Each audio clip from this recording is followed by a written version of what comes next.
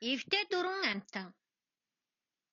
Эртээ урдын цагт энэтхэг жагрын орны хараа булаан үзэсгэлэн тойд тагтаа, туулай, сармөгчин, заан дөрөв олон жил хөрс зэрэгэлдээ амьдран сууж иржээ. Тэд нэгэн өдөр сагалгал том модны дор цугларан элдвийг ярилцсан суутал тэр модны орой дээр амтд тулаан жимс ургасан харагдаж гинэ. Тэд жимсийг авахаар элдвээр оролдож гарчээ. Тагтаа шуу нисэж очоод жимсэнд хүрсэн боловч тасалж дийлсэнгүй. Харин сармөгчин тийш дүүлэн очсон боловч жимсэнд арай л хүрсэнгүй. Гэтэл туулааны хувьд тэрхүү жимсийг аавна гэдэг сансныг гарц байлаа. Харин заан хушууга хичнээн өргөөдч жимсэнд хүрч чадсангүй гинэ. Амтан бүрэл жимсийг аваад идчих юмсоо гэж хүсэж байлаа. Эцэст нь туулаа нэгэн мэргэн санаа олжээ. Хүй. Бүгдээрээ биенийхээ дээр гарч байгаад олны хүчээр жимсийг авъя гэсэн туулааны санааг бусд нь дэмжиж жимсийг авахар боллоо. Гэтэл нэгэн саад учирчээ. Хэн хэнийхээ дээр гарахыг тэд шийдэж чадсангүй.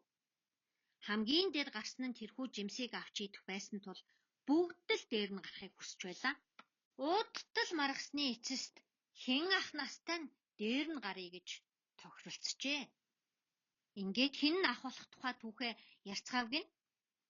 Хамгийн ихэнд нүсэр том биетэй заан ийхүү ярьлаа. Намайг жаахан тугал байхад энэ сагалхар мод тунч жижигхэн байлаа. Би өдөр бүр дэрэгднэрж асгар мөчрүүдийг нь хошоогоороо шөргөөдөг байв. Гэжээ. Үүнийг сонссон сармөгчин Тэж гайгүй байна. Намайг жаахан байхад энэ мод тоглож дүүлэх мөчөргүй булцгар улаан жимсгүй байсан юм. Тийм учраас сүүдрэнч хүртэл намайг халахлж чадахгүй байсан да. гэхэд туулаа ухсхийн гарч ирээд инээд алдаж. Тэгж ярих юм бол намайг байхад энэ мод дөнгөжл үнсэлжээлаа. Бээжтэйгээ хамт тэр үнснээс нь малтаж иддэг байсан юм чинь гэв. Тэдний яриаг төвчээртэйгээр сонсож суусан тагтааны ээлж иржээ. Сонсцгоо дүүнер минь. Та нар энэ аяг эртнээс мэддэг байсан нь илэрхий.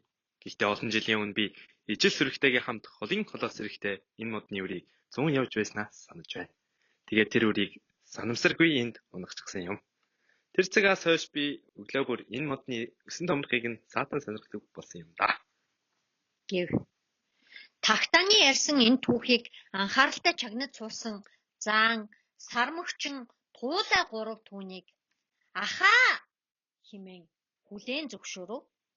Ингээд нэгэнд хилэлцэж тохирсон тул хамгийн бага дүү болох заан түүний ах сармөгчингийн ах туулаа нар давхарлан зогсоод хамгийн хүндэт ах болох тагтаа шууг дээрээ гарган эвтэй найртайгаар жимсэнд хүрч тастан авав гинэ.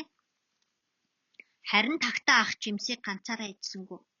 Учир нь тэр хэдийгээр бусдын хүндлэлийг хүлээн зөвшөөрч болох байсан ч өөрийг нь хүндэтгэн хайрлаж байгаа дүү нартаа хувь хүртээхээр шийджээ. Ингээд тагтаа ах амтд улаан жимсийг тэнцүүхэн хуваагаад амтан болгонд түгээв. Энэ өдрөөс хойш ах дүү дөрвөн амтан сагалгар том модны доор эвтэй найртайгаар амьдарч боловсрч гүйцэн жимснээ хамгийн амттайг нь түүж тэнцүүхэн хувааж зооглох болсон юм гэдэг.